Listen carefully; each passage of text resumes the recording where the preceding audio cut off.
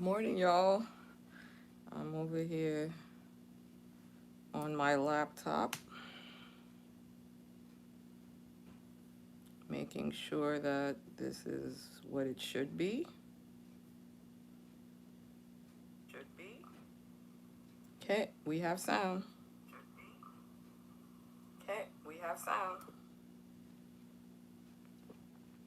Okay.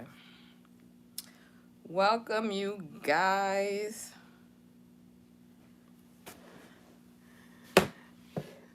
Welcome to my channel. Welcome to this live. My name is Natasha. Good to see you guys this morning. I'm really excited about this live this morning because I had a really good time in my morning chill with this continuation of Saul's story. I've kind of been asking God to kind of show me, you know, the good in Saul and what he saw in Saul and to make him want to choose Saul. And we talked about it in the last live. Why would he choose Saul? And the reason why I'm saying that is because I know where the story is going. Okay? I know where things are going to go with Saul. And what a disaster that was. And so, you know, a part of me, why did you choose him? Why did he have to be the first king of Israel? Okay? And so I've been trying, since I've read this story many times before. Let me turn this camera around, you guys,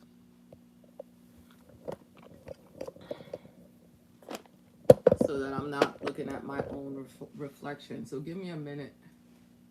Oh, okay. Okay. Okay. I don't have to do a whole lot of setup.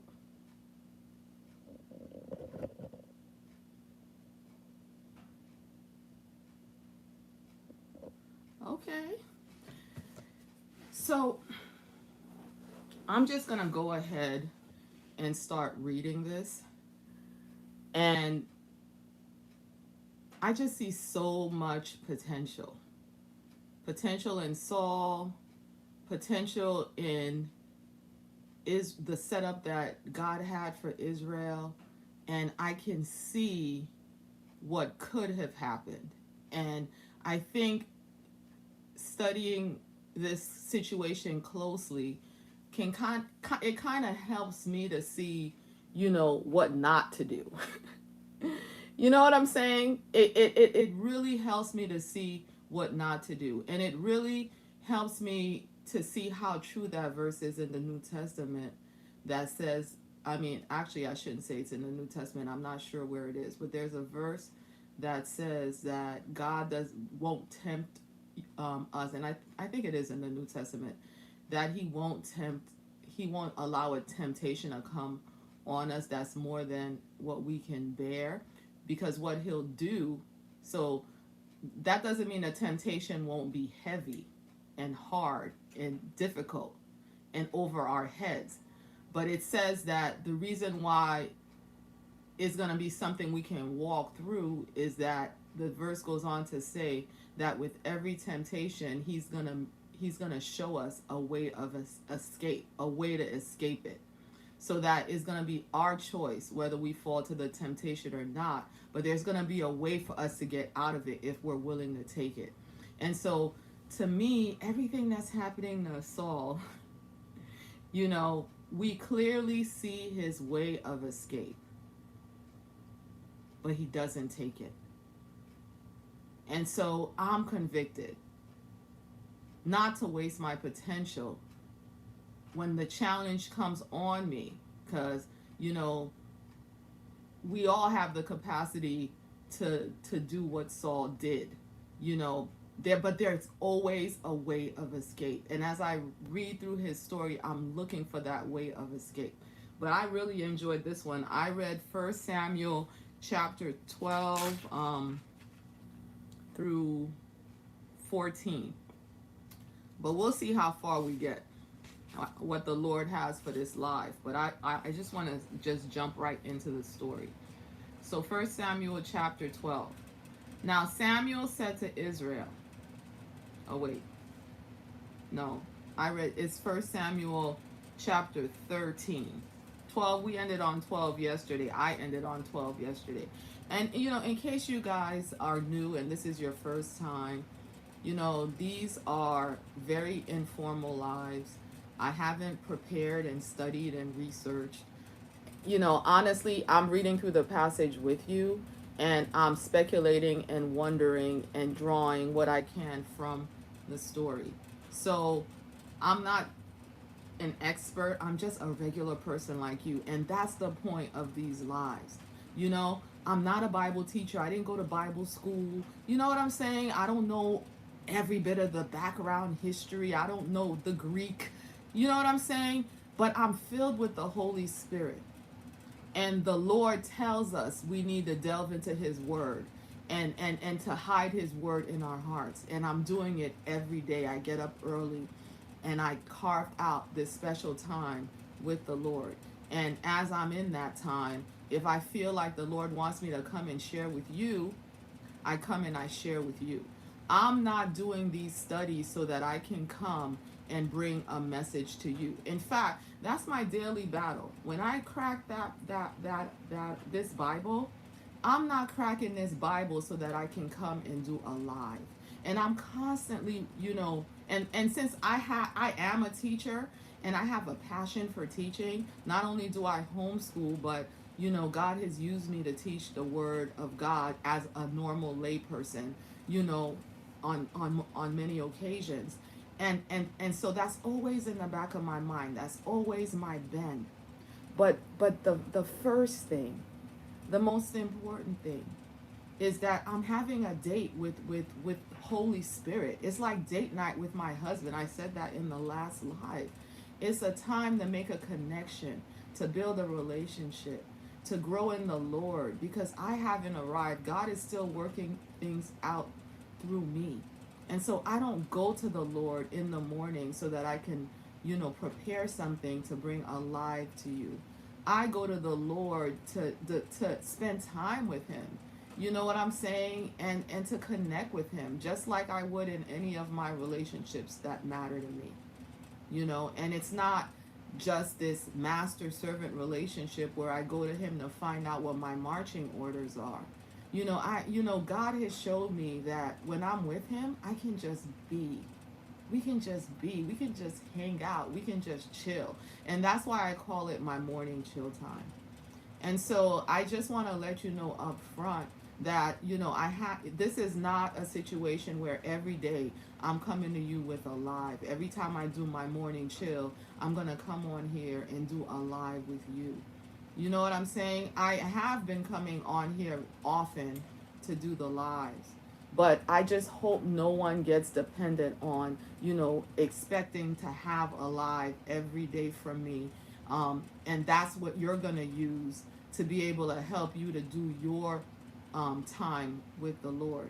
You should be able to have your time with the Lord whether I do a live or not. But I'm ready, for the Lord to use me however he wants to use me. And so for me, this is just an extension of what I did this morning. And so you go and you read the passage for yourself. You do the background for yourself. I've left the comments. I'm leaving the comments on. Right now in the live, we can communicate through the chat. But after the live is over, I'm going to go and turn the comments on. If there's a way to enable comments before you upload a live, before the live gets stored on your channel, like if I could set it up in advance, and I just don't know how to do it, but you know how to do it, leave me a comment down below. My understanding is every video automatically has the comments disabled, and if you want to enable them, you have to go after you upload the video or in the editing process. If you have a pre-recorded edited video, and enable comments. So with a live, after this live is done, then I can go and enable comments. I enable the comments, but there's no debate, you guys. I'm happy to talk to you or answer a sincere question, But there's no debate. I don't have anything to defend myself about. I'm just walking through the process with you. I'm just trying to, you know, let's do it together so that, if that'll encourage anybody, whether I come on here or do a live or not, Holy Spirit is with you if you've welcomed him in. you know He's the one that you need to eagerly, look for that time with, whether I upload a live or not. Okay. And so I just wanted to say that up front because, I know I've done that, and I've held on to people in the Lord that have been used in my life and have blessed me. And when things happen in their lives and they don't upload that video, I kind of feel, a little bit disappointed, and I see that spot is just missing, and I don't want that to be the case here. Okay, so I just wanted to share that. But let's get back into the story. And so 1 Samuel chapter 13, verse 1, it says, Saul reigned 1 year, and when he had reigned 2 years over Israel, Saul chose for himself 3,000 men of Israel. 2,000 were with Saul in Mishmash and in the mountains of Bethel, and 1,000 were with Jonathan in Gibeah of Benjamin. The rest of the people he sent away, every man to his tent. So this is taking place, well after he's been crowned king after that great victory. And so verse 3 says, and Jonathan attacked the garrison of the Philistines that was in Geba, and the Philistines heard of it. So Jonathan, with his capacity to command 10,000, attacks a garrison. Jonathan is Saul's son. Okay, Jonathan is Saul's heir. He would be heir to the throne after Saul, if stuff wasn't about to get as jacked up as it's going to get during Saul's reign. Okay, but we're not there yet. Then, okay, so and Jonathan attacked the garrison of the Philistines that was in Geba, and the Philistines heard of it. Then Saul blew the trumpet throughout all the land, saying, let the Hebrews hear. Now all Israel heard it, said that Saul had attacked a garrison of the Philistines, and that Israel had also become an abomination to the Philistines, and the people were called together to Saul in Gilgal. So at this time, as we talked about before, the Philistines are oppressing the children of Israel. Saul has just been made king, and he's trying to push back that oppression. Okay, and so he and his son separate themselves. Saul has the bigger army, okay, or the bigger royal force, if you will, because he sends the rest of the army of Israel back to their places, back home, okay? And so he's dealing with the Philistines with the 2,000 men he has, and Jonathan has 1,000 men. And we begin to see a pattern. Saul is king. Saul has the greater force, but Jonathan is the one that's acting. Why is he acting before his father? And that's what comes out as I'm reading these chapters. Okay? So let's keep going. And the people were called together to Saul at Gilgal. Verse 5. Then the Philistines gathered together to fight with Israel. 30,000 chariots and 6,000 horsemen, and people as the sand which is on the seashore in multitude. And they came up and encamped in Michmash, where Saul is, to the east of Beth Aven. So these numbers made me realize that, all the time when Israel has to go in and take the promised land and defeat their enemies, the temptation is for us to be like, what's the problem, Israel? Just man up. What's the problem? But when they explain the numbers, when they explain what the enemy had in their hands, it's a real and present threat. You are manning 2,000 men. Your son is manning 1,000 men. And you're coming up against an army that has 30,000, 30,000 chariots and 6,000 horsemen plus foot soldiers. That's like the number of sand. Not only do they have the best military situation of that day, you're outnumbered like crazy. So they're up against a lot. And so with everything that they can see with their senses, the way Saul behaves makes sense. It's not that he's dumb. It's not that he's a coward. It's not that he doesn't want to do what needs to be done. But if he's only depending upon his human senses and what he knows, he has to see that, the situation is hopeless. Okay? The situation is completely hopeless. So what is it about Saul that he continues to hesitate and hesitate and hesitate, even though he's better equipped than his son Jonathan, while his son Jonathan, the potential and the hope of the future for his kingdom, is always ready to go no matter what his father puts in his hands. What's the difference between them? Because Jonathan can see how bad the odds are against him as well. But that's not stopping him. Why isn't it stopping him? What's stopping Saul and what's not stopping Jonathan?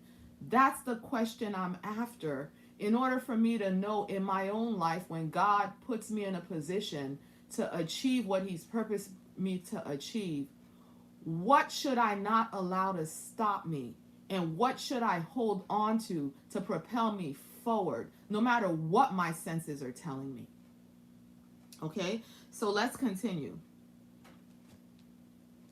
Verse 6 says, when the men of Israel saw that they were in danger, for the people were distressed, then the people hid in caves, in thickets, in rocks, in holes, and in pits.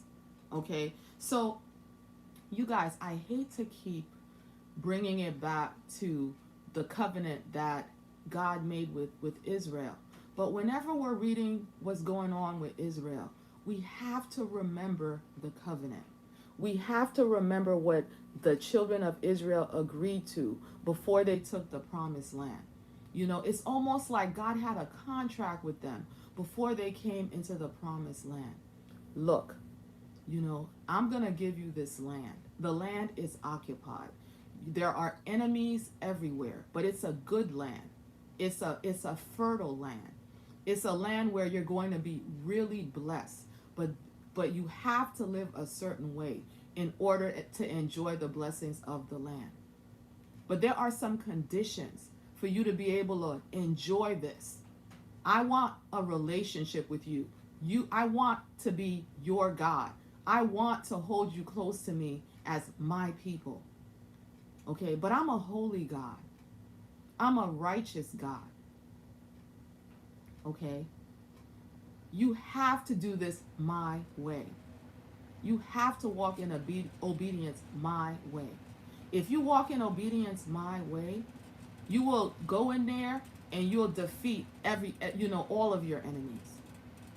Because I'm going to go ahead of you and fight for you. And you're going to be blessed. Everything you put your hands to is going to be blessed. Your home is going to be blessed. Your work is going to be blessed. The land is going to be blessed to produce for you. Your womb is going to be blessed. Your children are going to be blessed. You're going to have more than enough. You're going to be on top. You're going to lead. And you're going to be in a position to help others. And no one is going to have to help you because you're going to be so blessed.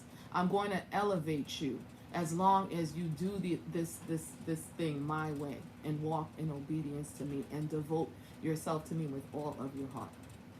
But if you decide to go off and do your own thing, and you decide to become like the people I'm judging and driving out because I'm against their idolatry and I'm against their lifestyle. If you decide not to drive them out completely and to immerse yourself in their culture and to forget about me and to serve their gods, you're going to have their fate, because their gods are not God. I'm God. And so if you serve their God, then you're going to get what their gods can offer you. And that's death. And it's death to everything. It's death to all the things that I would bless you with. It's death to the health of your body. Enter sickness. It's death to the hard work that you're doing. Enter working hard but not reaping what you sowed, and having somebody else steal and take what should have been yours. Enter disruption in your family life. You marrying somebody else having them. Enter you not being able to defeat your enemies. Enter you not having any kind of peace. You having confusion and a lack of soundness of mind, because all of those things are in me. All of those things are in God. So if you don't choose God, you can't hold on to those kind of things. So a lack of peace, fear, confusion, and there's a description of how miserable that they'll be, that they'll even hide in caves and under rocks and in pits and in holes. Okay? So when we see this happening to the children of Israel, we can look back and see that it's because of the choices that they have made not to uphold their end of the contract that God had with Israel. Now, a lot of times we say that we're in the new covenant, and we are. In the New Testament, it says that Jesus' blood speaks a better word than the best that they could have gotten by following everything in the law in the Old Testament. Okay? But the way the world works and the systems that God have put in place haven't really changed. They've stayed the same. God says he's the same yesterday, today, and forever. So if you really haven't chosen Jesus, okay, you don't have anything, because he says he came to fulfill the law and meet the requirement of the law. The law didn't just get wiped away. Jesus met the requirements. It's almost like if the law is a bill that had to be paid, Jesus came and paid the bill. But he only paid the bill for people that want him. So if you don't want him, the bill is still there. These systems still exist. That outside of God, you're at the mercy of your father, the devil. There's no neutral people according to the system that God has set up. Either you're worshiping God or you're a slave to your master, Satan. That's the system that God set up. And by default, you will inherit everything that comes with being bound in the kingdom of your master, Satan. Okay? So we see that, this situation that Israel is in, the fact that they have no victory from their enemies, and that they're being oppressed by the Philistines, and that they've turned their back on God, saying, we don't want you to be our king. We want a human king. And so God has given them Saul. We already begin to see the disadvantage of putting yourself under the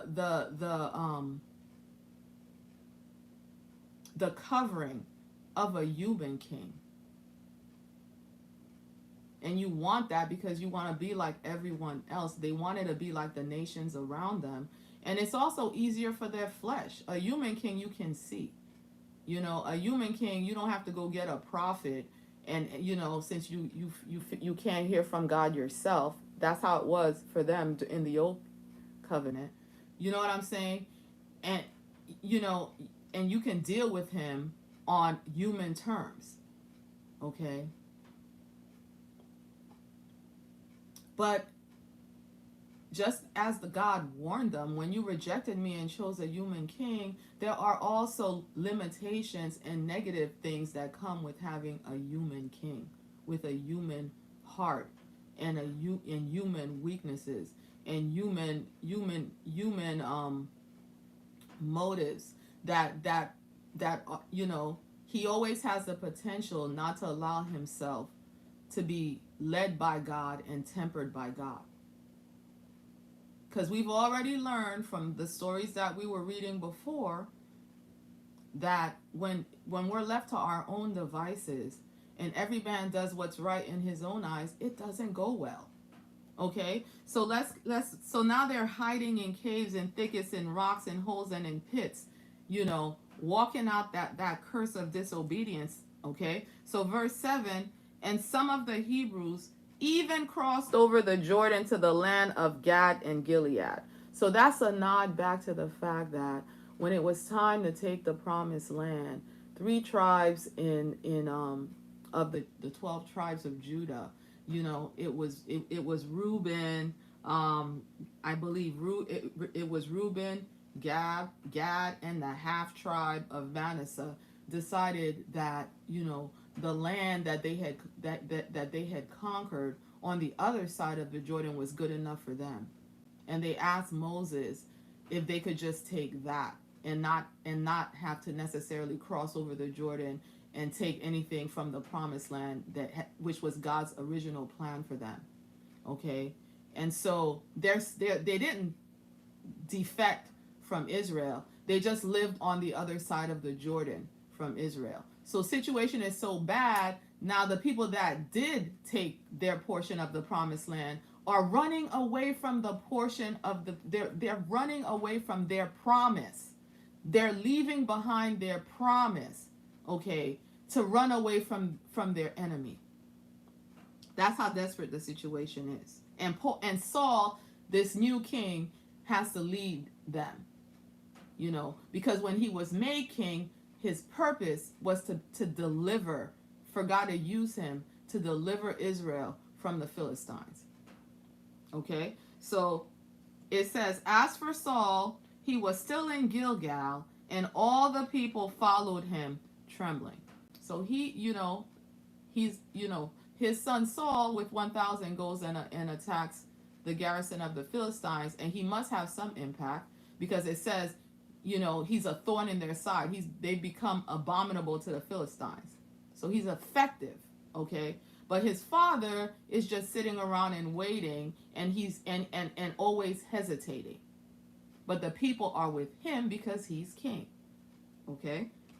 And so verse 8 says, then he waited 7 days according to the time set by Samuel.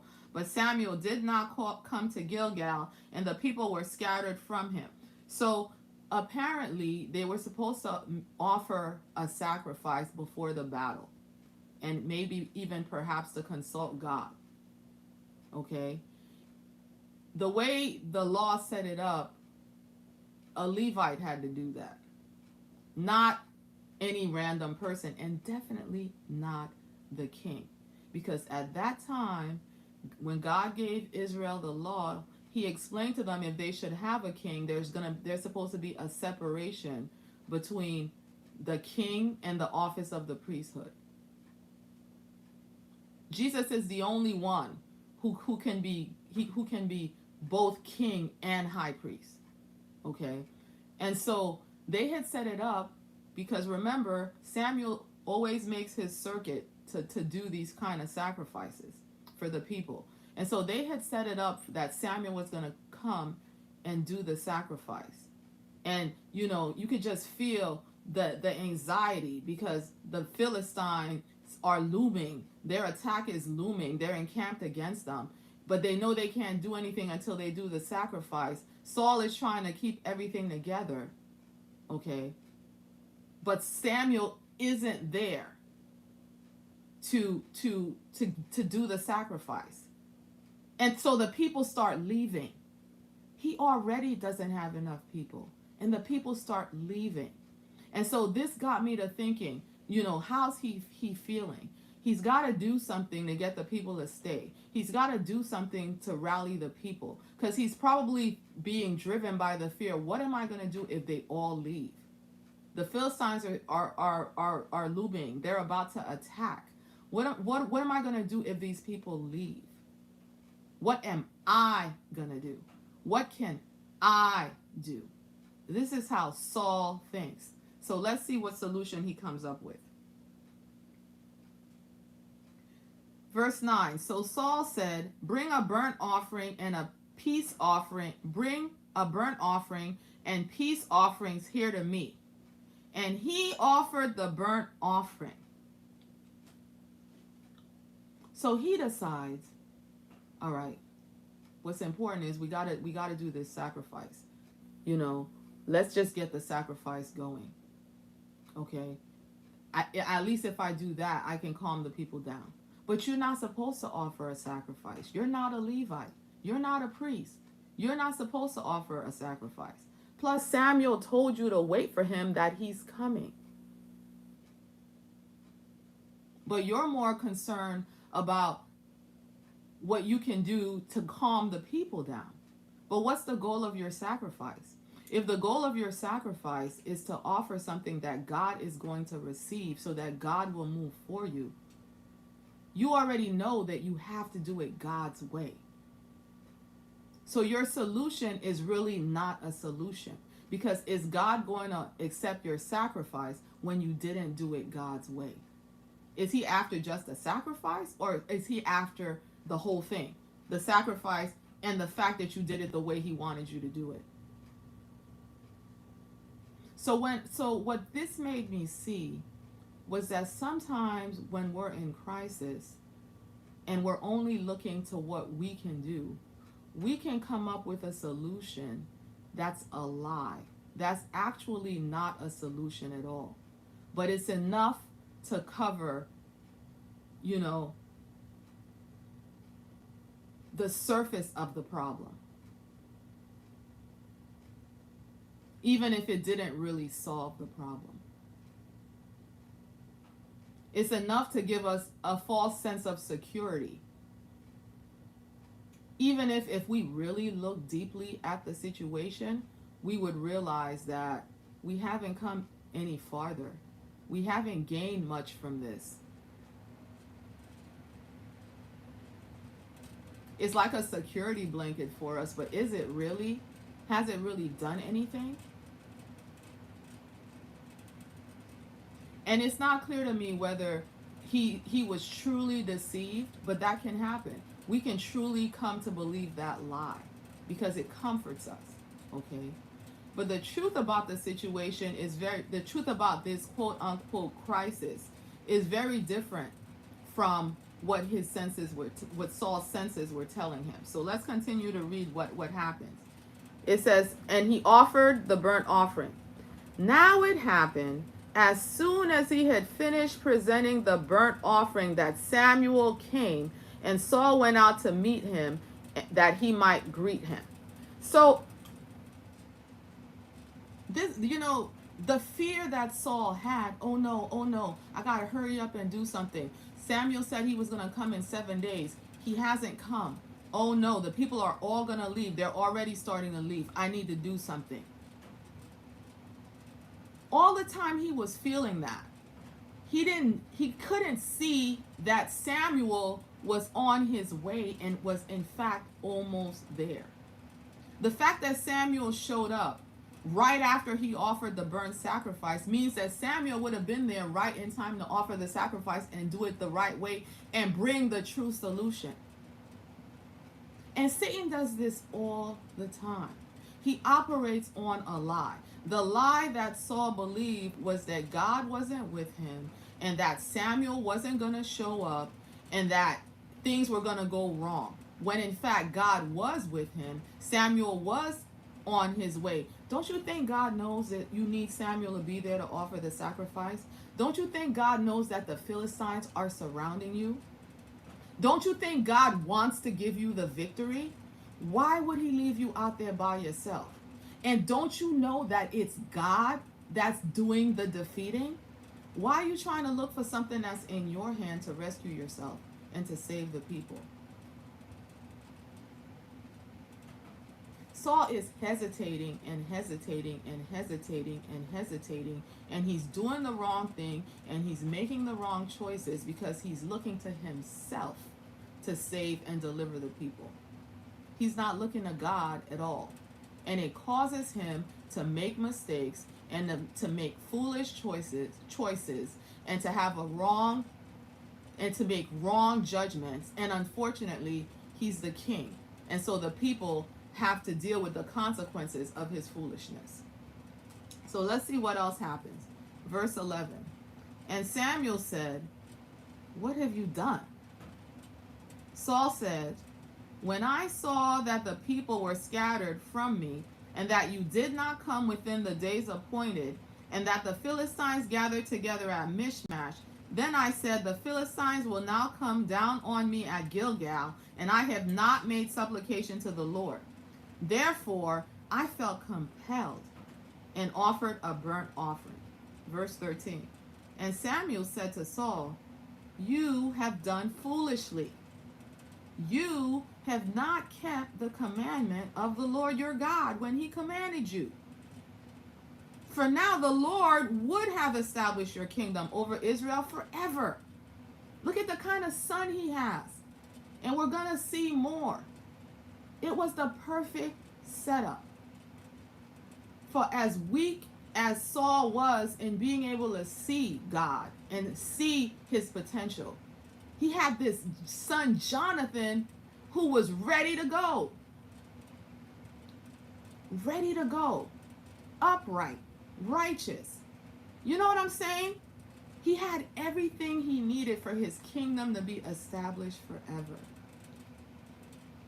But he literally destroyed his house with his own two hands. And we're going to see how he did that. So Samuel is saying, wow, you're not obeying God. You're not allowing yourself to be led by God. God can't have a king over his people who won't be led by him. This ain't gonna work.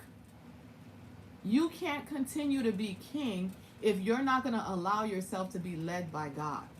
And what it means to allow yourself to be led by God is to do everything God told you to do the way he told you to do it. Stop looking for technicalities to get over.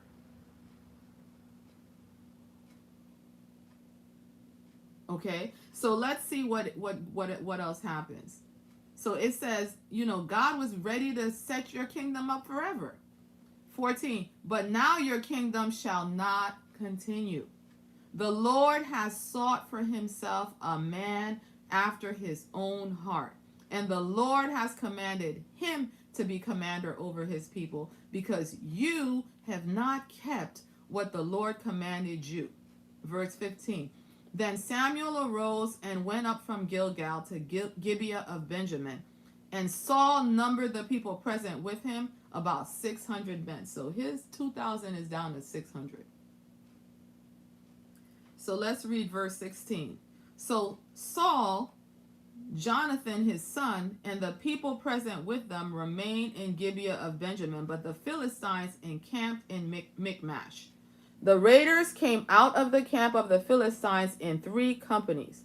One company turned unto the road of Ophrah to the land of Shual, another company turned to the road of Beth Horon, and another company turned to the road of the border that overlooks the valley of Zeboim toward the wilderness.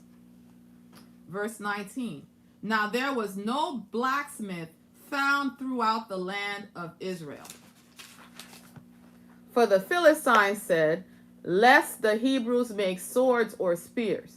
But all the Israelites would go down to the Philistines to sharpen each man's plowshare, his mattocks, his ox, and his sickle, and the charge for a sharpening was a pim for the plowshares, the mattocks, the forks, and the axes, and to set the points of the goats. And so they were so oppressed by the Philistines that they made it so that it was practically outlawed for there to be a blacksmith in Israel, because the Philistines didn't want them having any weapons so that they could resist. And so if they wanted to sharpen their farming implements, They had to go pay, they had to go down to the Philistines, and they had to pay them in order to get that job done. That's how oppressed Israel is because of the Philistines. Okay? So verse 22 says, so it came about on at least this is what my understanding is. You go read it and study it out for yourself, just in case that's not exactly what happened. But verse 22. So it came about on the day of battle that there was neither sword nor spear found in the hand of any of the people who were with Saul and Jonathan, but they were found with Saul and Jonathan his son. So Saul and Jonathan had weapons some kind of way. But the rest of the people that are supposed to be fighting with him because of this situation with the Philistines, they don't have any weapons. And you're going to go into battle without any weapons. No wonder Saul is hesitating. Because he's a Benjamite from, the secret weapon military tribe of Israel, the ones who were left-handed, but they could still, hit their target within a hair. So he's not inept. He just has the odds super duper stacked, against him if he has to see what he can do in the flesh, in his own strength, without God. Okay? And so let's go on. Chapter 14. Now it happened one day that Jonathan, the son of Saul, now we're going to find out. Listen closely to this, you guys. We're going to find out the difference between Saul and Jonathan. Okay? Now it happened one day that Jonathan, the son of Saul, said to the young man who bore his armor, "Come, let us go over to the Philistine garrison that is on the other side." But he did not tell his father. And Saul was sitting in the outskirts of Gibeah under a pomegranate tree, which is in Migron, and the people who were with him were about 600 men. He also had Ahijah, verse 3, Ahijah the son of Ahitub, Ichabod's brother, the son of Phinehas, the son of Eli, the Lord's priest in Shiloh, was wearing an ephod. Okay, so a descendant of Eli, not the two sons that died when the ark was taken, but his third son, one of his descendants, is now priest, and Saul is keeping him with him in case they have to go out and fight the Philistines. Okay, and we get this specific detail that he's wearing this ephod, the symbol of the priesthood. Okay,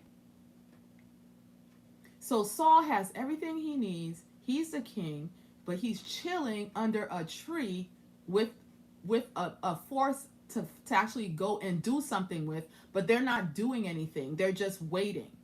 Okay, but his son gets up by himself, and he brings his armor bearer with him, only 2 men, and his son I can't sit here no more. Okay, we need to do something. The Philistines are encamped against us. Let's go and scope this situation out. You see the contrast. Why? Why is there such a contrast? And you see the character of Jonathan. He's the crown prince. He's not even king. And he's always compelled to do something. He's compelled to act.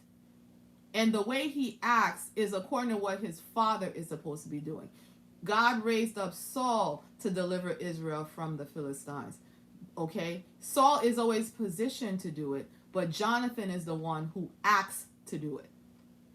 Okay? So let's read chapter 4.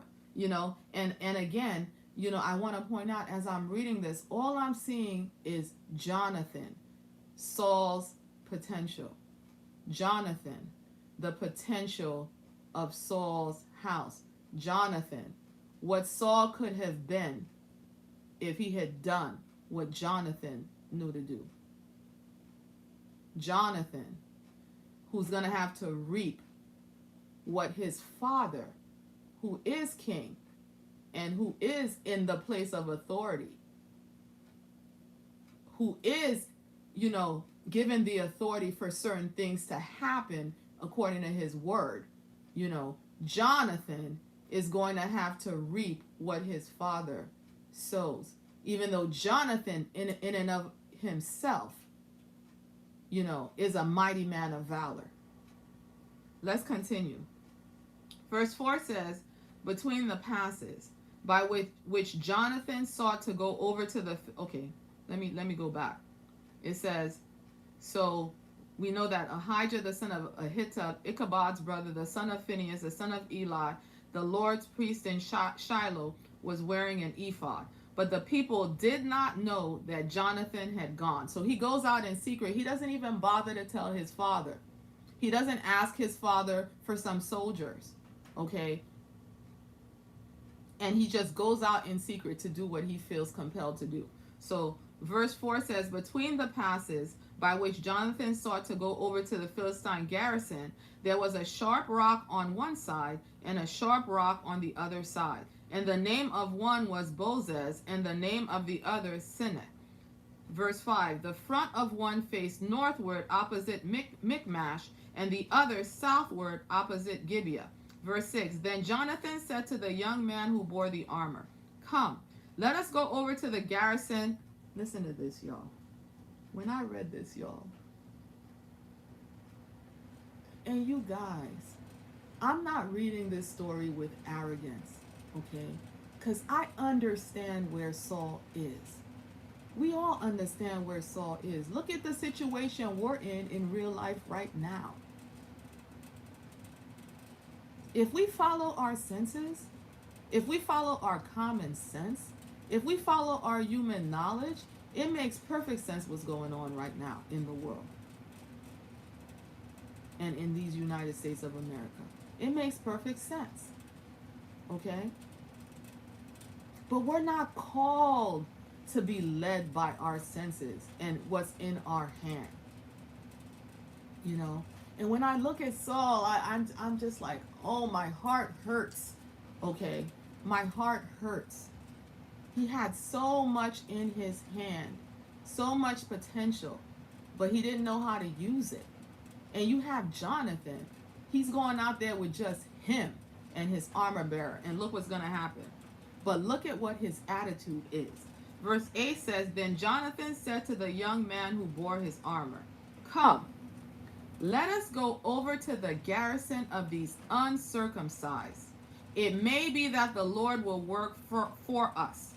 For nothing restrains the Lord from saving by many or by few. Okay? So the first thing is he knows who he is and he knows who they are. They're the uncircumcised. For Israel, the circumcision, was a symbol of how they've been set apart and sanctified unto the Lord. It's a reminder that they have a covenant with the Lord.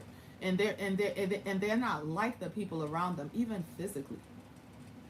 They're not like the people around them. Okay? And so it's the confidence that God goes for us. God fights for us. God will uphold his promise and deliver us from our enemies and make sure we're successful to possess the promised land. Okay? And Jonathan seems to know that it's not him and his armor bearer alone that's going up against to fight a whole army. That would be foolishness. That would be madness. That would be sheer stupidity. Their confidence isn't in themselves. Their confidence is in the Lord. Saul could have easily taken them 600 men and done what Jonathan's about to do. But his confidence wasn't in the Lord. His confidence was in himself, and he knew he couldn't do it. And that's why he's just sitting around and sitting around and sitting around. I believe if you would have taken that same Saul and put him and given him the same army that the Philistines had, you would have seen a different Saul. He wouldn't have been sitting around then. Okay? But God wants us to operate and move according to what he's doing, not according to what we can do in our own strength. Okay? And Jonathan, Saul's potential, the potential of his house, is ready to go with the right mentality, the right faith. You know what I'm saying? Oh man. And he consistently stays this way for his entire life. Let's continue. All right? Verse 7 says, "So his armor bearer said to him, 'Do all that is in your heart. Go then. Here I am with you according to your heart.'" So he's got this loyal servant that sees things the same way. He's like, "Yeah, let's do this." Reminds me of Caleb and Joshua when they went out to spy the promised land, and how God was faithful to them for them to possess it in their old age, even though everybody around them lost that privilege because they didn't trust God. This theme is repeated over and over and over again. You have two choices: trust your senses or trust God. Trust what you see or trust what you believe. Which one are you going to do? And don't allow what you see to mess up what you believe.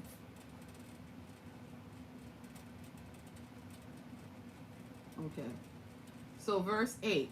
"Then Jonathan said, 'Very well, let's cross over to these men and we will show ourselves to them. If they say thus to us, wait until we come, then we will stand still in our place and not go up to them. But if they say thus, come up to us, then we will go up, for the Lord has delivered them into our hand, and this will be a sign to us.'" So another thing we see is that Jonathan doesn't only have zeal. It's not because he's young and foolish and his father is old and maybe a little bit more cautious. Before he goes up and does this thing, he throws up, he asks, what he's basically saying is, "Lord, give me a sign that this is you, that I should do this. I'm not just going to run in headlong. I know you can do this. I believe you can do this. But if this is what you want me to do right now, let this sign happen." So we see an element of wisdom in Jonathan. He's operating in wisdom, and he's being led by God in what he's doing. Two men. Let's see what they end up doing. So verse 11 says, "So both of them showed themselves to the garrison of the Philistines, and the Philistines said, 'Look, the Hebrews are coming out of the holes where they have hidden.' Then the men of the garrison called to Jonathan and his armor bearer and said, 'Come up to us, and we will show you something.' Jonathan said to his armor bearer, 'Come up after me, for the Lord has delivered them into the hand of Israel.' And Jonathan climbed up on his hands and knees with his armor bearer after him, and they fell before Jonathan. And as he came after him, his armor bearer killed them. The first slaughter which Jonathan and his armor bearer made was about 20 men within about half an acre of land." So, the land, the terrain worked for them. So this reminds me of a lot of superhero movies you see where, one or two have to fight a whole bunch of people, and they're able to do it because they're in a narrow place, so that your numbers don't matter. You have to come at your enemy one at a time or two at a time, and then that's how the enemy is able to defeat them. So the two rocks that they described before, the geography of where they were such that it gave Saul and the armor bearer a natural advantage, but then they were able to, but God got behind them and they were able to slaughter those men. Okay. And so verse 15 says, "And there was a trembling in the camp, in the field, and among all the people. The garrison and the raiders also trembled, and the earth quaked, so that it was a very great trembling." So, everybody gets up, and it's like a commotion in the army, and it's so many of them moving that the ground begins to shake, and Saul and them are able to feel and hear that something's going on with the Philistines. Verse 16, "Now the watchmen of Saul in Gibeah of Benjamin looked, and there was the multitude melting away, and they went here and there." Verse 17, "Then Saul said to the people who were with him, 'Now call the roll and see who is gone from us.'" So he's like, wait a minute.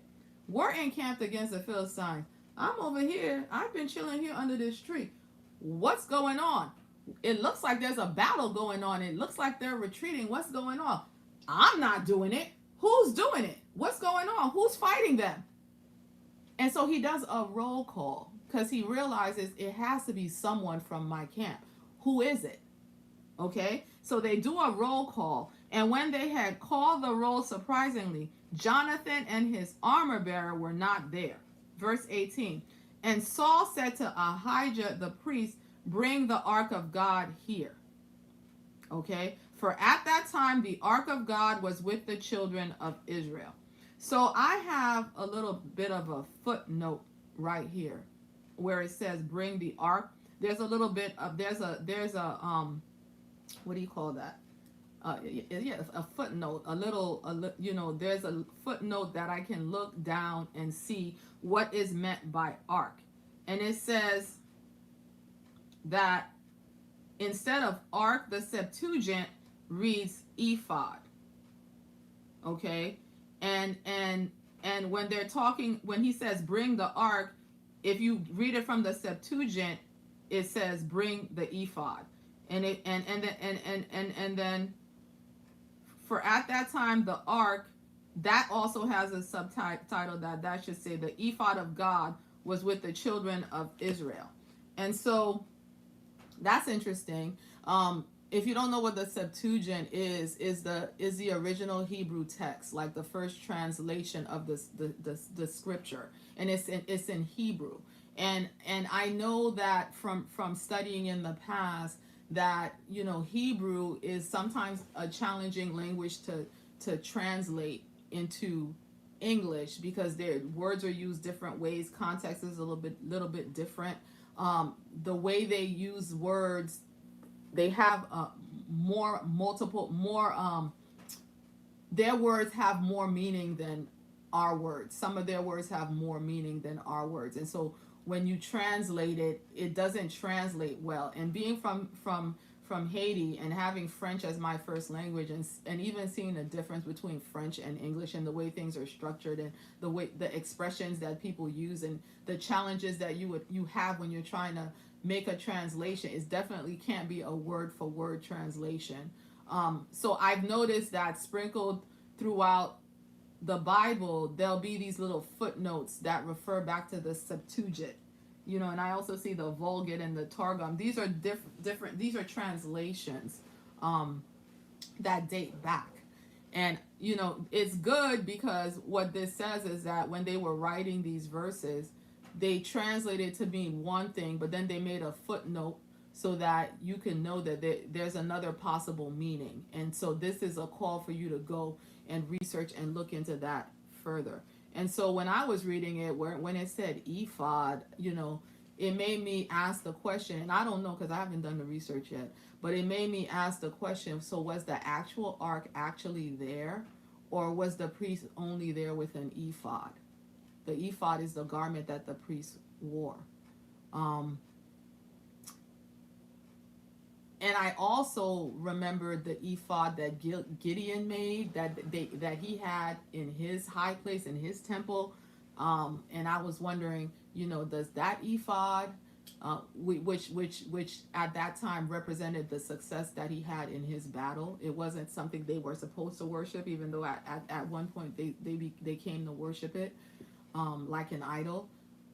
I don't know specifically what it was that he was asking the priest to bring him, but it didn't seem like it was the actual Ark of the Covenant. And I also asked the question, is it that now when they're going into battle, they're afraid to bring the Ark with them? Because not too long ago, well, it's been a while, but in recent enough history, the Philistines had captured the Ark, and Israel was so horrified by that. I wanted to go back and do some history to find out that is it possible that they stopped bringing the ark with them for fear that it would be taken? I don't know. I have to go back and look further into that. But if that's the case, then Saul is out here doing things his own way for real, but he's expecting God to work for him.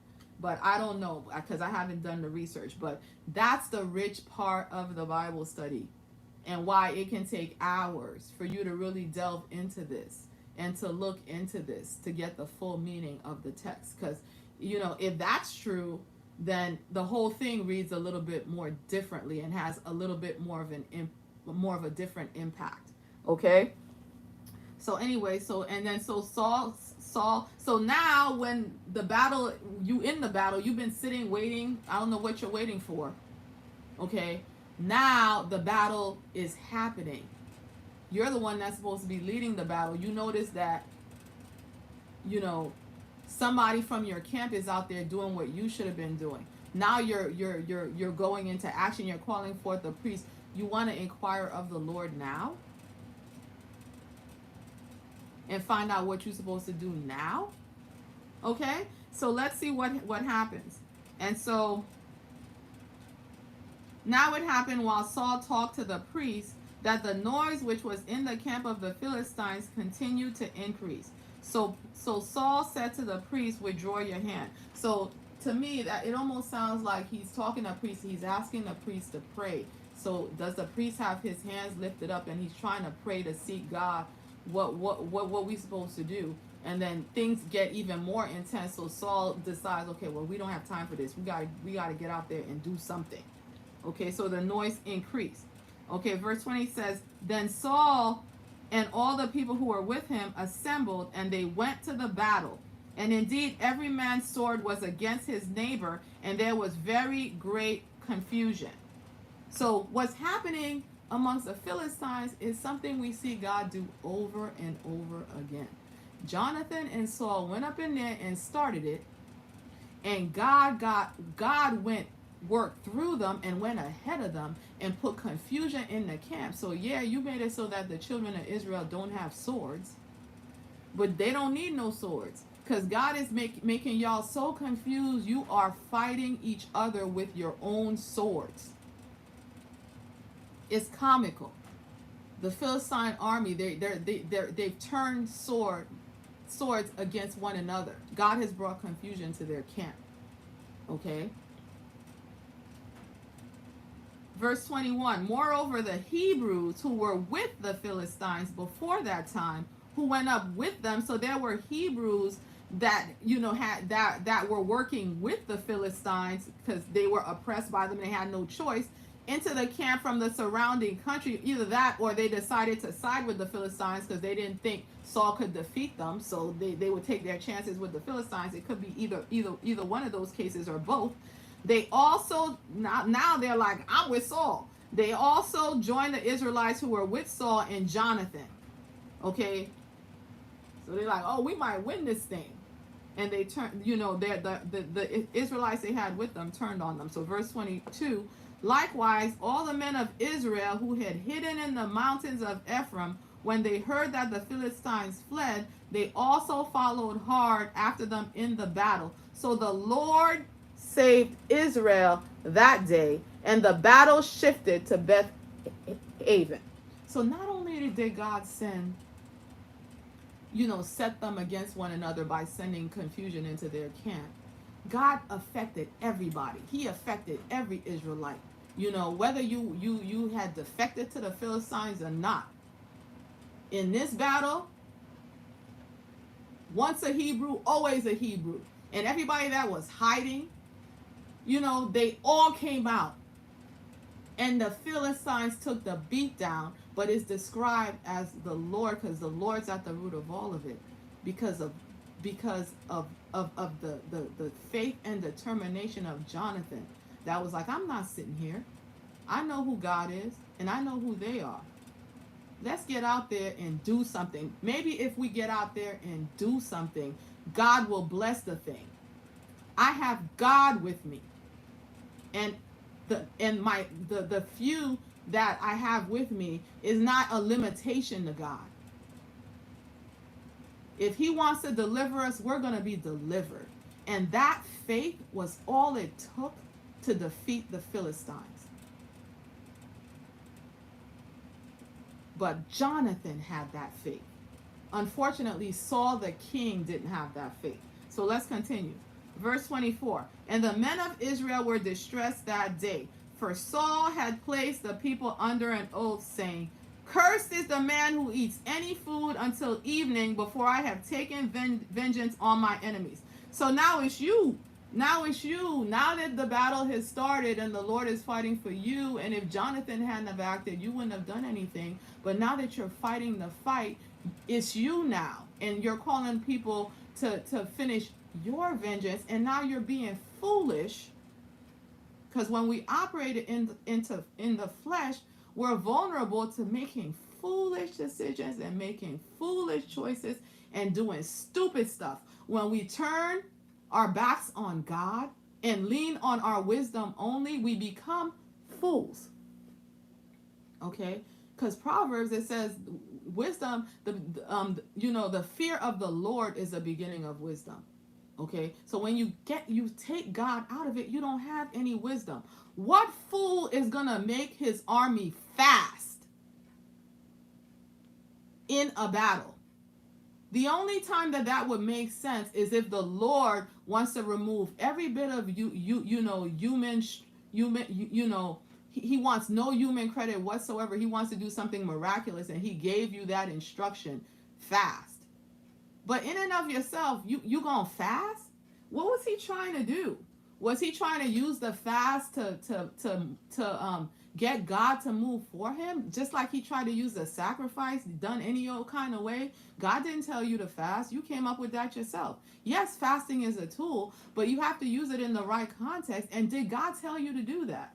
When are you going to actually be led by God instead of using these religious and godly tools that you know about any old kind of way you want to use them, thinking that you're going to make it work for you?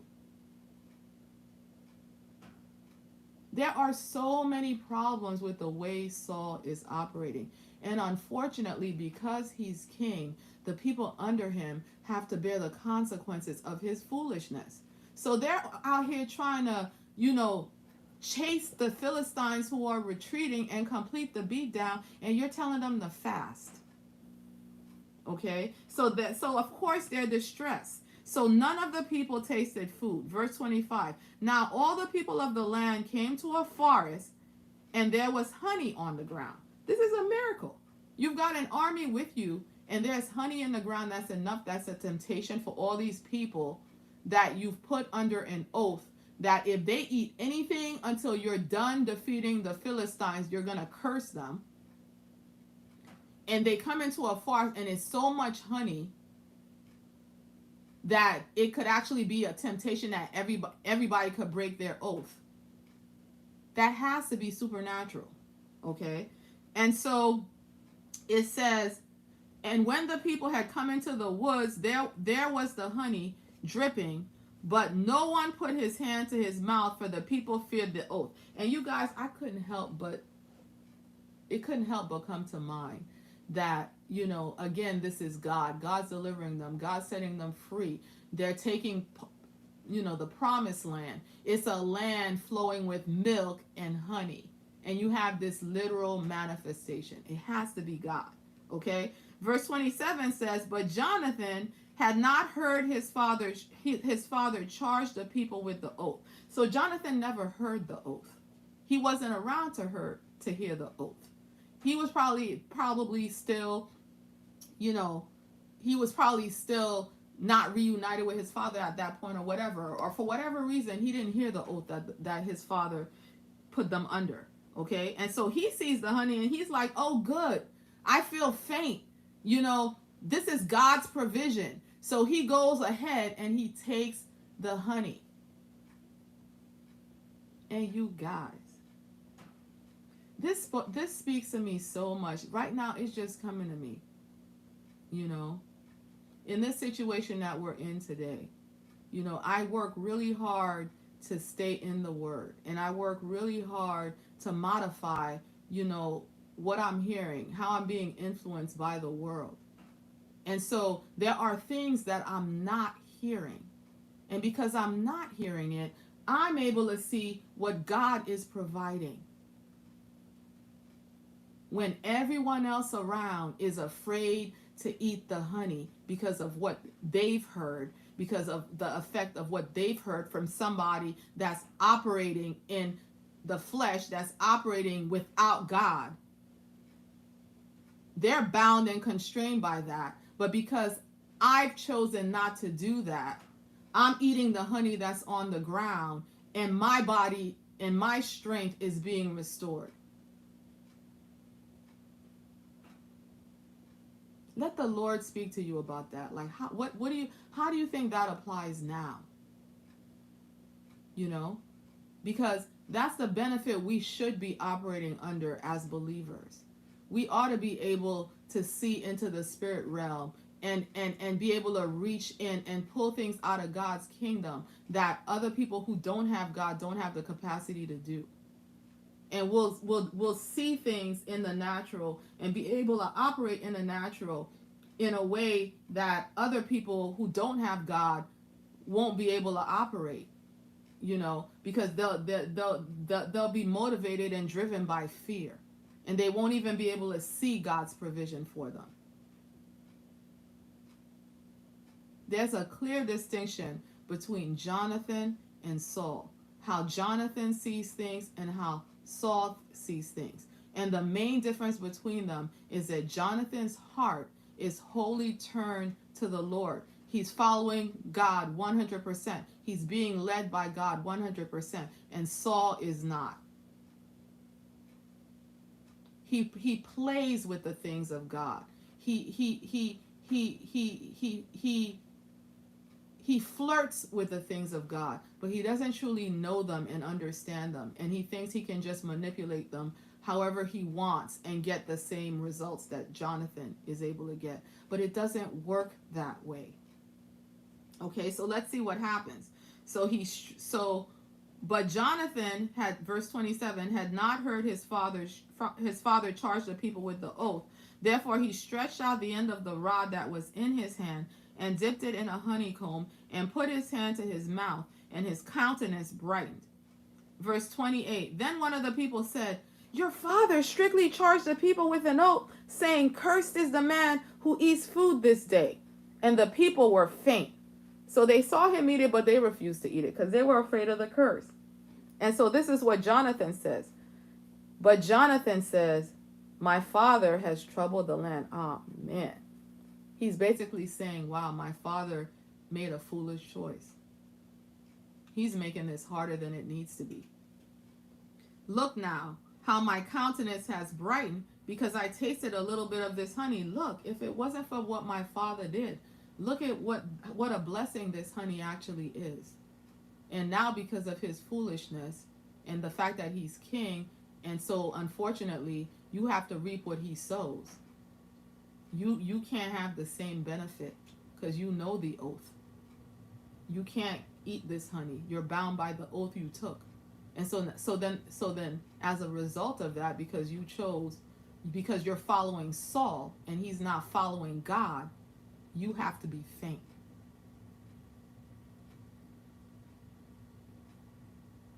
If you took this and applied it to our life right now, you guys,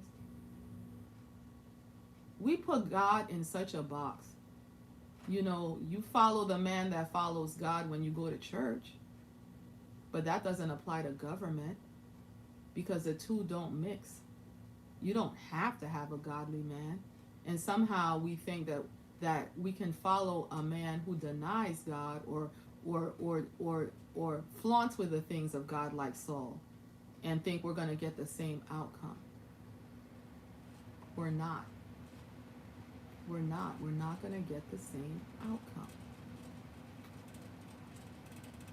But the sad thing about where we are today is we don't even see that that's something we should be asking God for. God, give me a leader. Let someone lead our nation who truly knows you, who truly has a relationship with you. That's the kind of leader we want in our government. But for some reason, we believe that, some of us believe that any kind of connection with God is going to lead to small-minded discrimination based on the sin of believers in the past. Instead of saying, no, they were just jacked up, but God is good. To have God is a good thing. We just throw the baby out with the bathwater. But I believe a lot of the problems we have right now is because we don't have leaders who hear from God. They're leaning on their own strength, and it has led to foolishness. 100%. I don't care what political party you belong to. If you really want to be honest, that's true. Okay? So let's continue. Verse 30. How much better if the people had eaten freely today of the spoil of their enemies, which they found. For now, would there not have been much greater slaughter among the Philistines? Okay. It's interesting. So is the honey found in the camp of the Philistines? They had just left a whole bunch of honey behind. And it was dripping in the forest because in the commotion of them getting up and fighting, they broke jars and things like that. Is that the scene we're coming on to? And it's not like, God magically made honey drip on the grass. That's interesting. These verses make me think that's more so the scene we're coming up upon, that, they're finding what was left behind that they could have eaten. Okay, but anyway, let's move on. That's just speculation. Verse 31. Now they had driven back the Philistines that day from Michmash to Ajalon. So the people were very faint, and the people rushed on the spoil and took sheep, oxen, and calves, and slaughtered them to the ground, and the people ate them with the blood. And so they were trying so hard to honor Saul's oath that he put them in a position where they got so hungry that they wouldn't eat the honey, that they were so hungry and so faint that after they got to a certain point, they just fell upon meat. And it sounds like they ate it raw, because it talked about how they ate it with the blood. So now you've caused Saul, you with your foolishness, have now caused the people to sin against God. And that's the greatest disaster of a king that doesn't know God and won't be led by God and won't follow God's commands the way God told him to follow it. You make other people sin. You make your people sin. You make your people sin against God. And that's even worse than the fact that you're sinning against God yourself. Okay? Verse 33 says, Then they told Saul, saying, Look, the people are sinning against the Lord by eating with the blood. So he said, You have dealt treacherously. Roll a large stone to me this day. Then Saul said, Disperse yourselves among the people and say to them, Bring me here every man's ox and every man's sheep. Slaughter them here and eat, and do not sin against the Lord by eating the blood. So he offers a sacrifice for that sin. So every one of the people brought his ox with him and that night and slaughtered it there. Then Saul built an altar to the Lord. This was the first altar that he built to the Lord. So here he is again, doing all the right stuff to try to fix stuff. But there's something off about it. Okay? Verse 36. Now Saul said, Let us go down after the Philistines by night and plunder them until the morning light, and let us not leave a man of them. And they said, Do whatever seems good to you. Then the priest said, Let us draw near to God here. So before we go, let's consult God. Verse 37. So Saul answered the counsel of God. Shall I go down after the Philistines? Will you deliver them into the hand of Israel? So now he has a sense to ask God first. Dude. I guess that's what he was trying to do with Abijah before, but then things got so intense. He was like, we ain't got time for this. We just got to go. Okay. But this time he's like, what should we do? Are we going to have the victory? Verse 38. And Saul said, Come over here, all you chiefs of the people, and know and see what this... Okay, wait. Verse 37. So Saul asked the counsel of God, Shall I go down after the Philistines? Will you deliver them into the hand of Israel? But he did not answer him that day. Okay, so he's inquiring from the Lord, but he's not hearing anything. God's not answering, which means God's not pleased with you. Something's wrong, Saul. There's actually a lot of things wrong. You called a fast I didn't tell you to call. You made the people sin because you starved them when I didn't want them to be starved. There was provision for them to renew their strength, but because of your dumb oath, They weren't able to renew their strength, and you try to fix it with a sacrifice, but now, you know, your victory is stunted. You can't hear from me because that's what happens. Okay? But we're going to find out that the reason he can't hear from God is his own fault because of his own oath that he did, that he gave, that bound everybody, even Jonathan, who wasn't there to hear it. Okay? So let's hear what ends up happening. So he can't hear from God, so he's like, let's find out why we can't hear from God. Verse 38, and Saul said, come over here, all you chiefs of the people, and know and see what this sin was today. So he has enough sense to know that a sin happened, and that's why he's inquiring of the Lord, and he can't hear. Verse 39, for as the Lord lives who saves Israel, though it be in Jonathan my son, he shall surely die. So he's saying that we're going to inquire of God and find out what the sin is that's stopping us from hearing God. And even if I find out that my son Jonathan is the one who sinned, I'm going to uphold justice so much that I would even kill my son Jonathan. It's ironic that he says that, because he doesn't even know what he's saying. It's almost like he's prophesying. Okay, let's keep going. But not a man among all the people answered him. Verse 40, then he said to all of Israel. So they all know what the sin was. They all know Jonathan's the one that broke the oath. But nobody's going to say that to Saul. So the way this reads, it almost makes me think that Saul must have thought to himself, oh, this is happening. God's not answering me because somebody broke that oath. And so he's asking the people who broke the oath. And nobody's giving it up. Because they're great. They all see, none of this would have happened. None of this victory would have happened if it wasn't for Jonathan in the first place. The people see him as the true hero. The people see him as the true deliverer. And he wasn't even there to hear the oath. So it's not even like he openly rebelled against his father.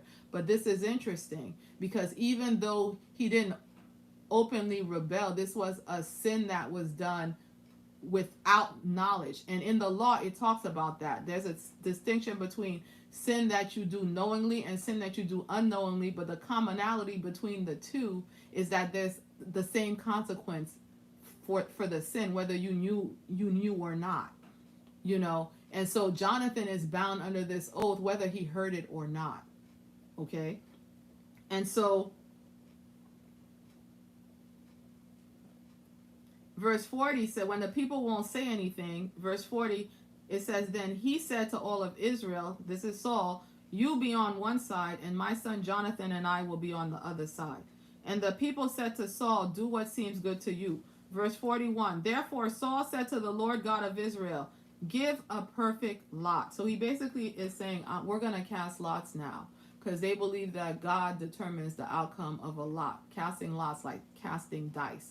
Whatever it falls on, God's in charge of that. So a lot in the Bible, we see them casting lots as a way of getting an answer from God, and God honors that.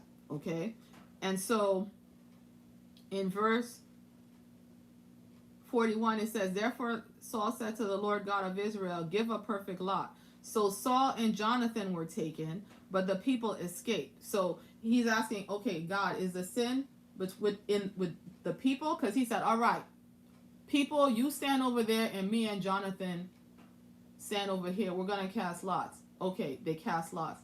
Okay, the question is, God, they're going to cast lots. God, let the lot fall in answer to our question. First question, God, is the sin that happened that's causing us not to be able to hear from you, is it something that me or Jonathan did, or is it something the people did? One of these other people did. And then the lot falls on Saul and Jonathan. No, it's something you and Jonathan did. Okay? And Saul said, cast lots between my son Jonathan and me. So now he's asking, okay, God, Is it a sin that I did, or is it a sin that Jonathan did? Okay. And so it says, so Jonathan was taken. So the lot fell on Jonathan. It's a sin that Jonathan did. And so now God is confronting Saul about the oath that he put the people under, and about the curse he said he would declare over anyone that stopped fighting to eat until he finished avenging himself of his enemies. Not the Lord's enemies, but his enemies. Until he finished avenging himself on his enemies. God's holding him accountable for that. Because now you gave this oath, but you were caught in your own web. Because it wasn't one of the people that broke the oath.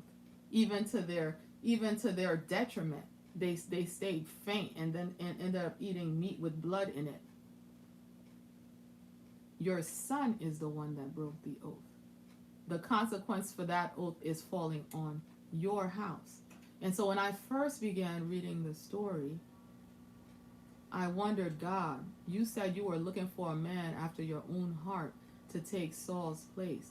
Did you have to remove the kingdom from his line, from his house? Because look at Jonathan. He's such a worthy man. Surely he could have been king instead of Saul and followed you, because he followed you with his whole heart. Why didn't you choose Jonathan? And as I was reading this, I realized why he wasn't able to choose Jonathan. Okay? Because remember, this is an oath. Verse 43 said, Then Saul said to Jonathan, Tell me what you have done. And Jonathan told him and said, I only tasted a little honey with the end of the rod that was in my hand. So now I must die. Okay? So Jonathan acknowledges that he broke the oath, even though he hadn't heard the oath, but his father made the oath and it applies to him. Okay? And he recognizes that he broke the oath, and he accepts the justice of the fact that he has to die because he broke the oath. Okay? And so it says, Saul answered, God do so and more also, for you shall surely die. So Saul is willing to kill his son. But the people said to Saul, Shall Jonathan die, who has accomplished this great deliverance of Israel? Certainly not. As the Lord lives, not one hair of his head shall fall to the ground, for he has worked with God this day. So the people rescued Jonathan, and he did not die. Okay? So the people decided that they weren't going to allow Saul to kill Jonathan that day. And after this, Saul doesn't try to kill Jonathan. So you might think that God was in agreement with this. But, as I'm reading the story more and more, like what it's speaking to me is that that's what they thought. Okay? That's what they thought. It is true that he doesn't lose his life that day. But I think the reason why God couldn't have passed the kingdom on to him was that God had to uphold that oath. Okay? And so Jonathan doesn't die right then and there for that. But he does ultimately, end up dying and not being able to inherit the kingdom. We later on we're going to read about how God raises up David and he's supposed to be the next king. But as I was reading Jonathan's story, I was just asking, but why not Jonathan? Why couldn't it have been Jonathan? And it makes me, and in reading this story, I feel like I got my answer. It's not that Jonathan wasn't worthy enough and that if he would have become king, he would have gone the way of his father. Jonathan and Saul is a clear indication that just because you have the same blood as your parent who went off and did the wrong thing doesn't mean that you're doomed to repeat their mistakes and be unfaithful like they were unfaithful. So based on what we know about Jonathan and what we will continue to read about him for the rest of his life, we know that he honored God and served him wholeheartedly without compromise his entire life. Why couldn't the kingdom have passed on to him? For one, yes, God did pronounce that the kingdom would pass from Saul's house. But with his own mouth, Saul cursed his own house. With his own mouth, he put his son under an oath that if, that had to be upheld. I believe that's why he ended up dying, because Jonathan was even willing to be David's right hand, when David became king. But that didn't end up happening, because Jonathan does end up dying. Sorry for the spoiler, But this is just what I'm getting. What a wasted potential. But it doesn't have to be, as long as we keep our eyes on the Lord and recognize that he's the one doing it. He's partnering with us, but we're not doing it in our own strength. So whenever we encounter something that we can't do within our own strength, we shouldn't allow that to stop us if we can turn our eyes back to the Lord and recognize that he can meet us wherever we're weak, that he can strengthen us to do whatever he's calling us to do, and that we need his guidance before we move, okay? And we need to make sure we've gotten clarity before we move. And we're in such a better position than Jonathan, because we have the Holy Spirit in us. You know what I'm saying? We don't have to waste our potential. We don't have to, you guys. So that's all I have for you today. Let me check out this live. Hey, glean from his word. Good morning. Good morning, Blue Dixon. Good morning. Thank you guys for joining me this morning. Thank you guys. So that's all I have for you. If you don't have anything else to share with me in the chat, I'm going to go ahead and start my day. So I hope you guys have a blessed day. Me and the girls are going to finish decorating this Christmas tree back here. We started, last night.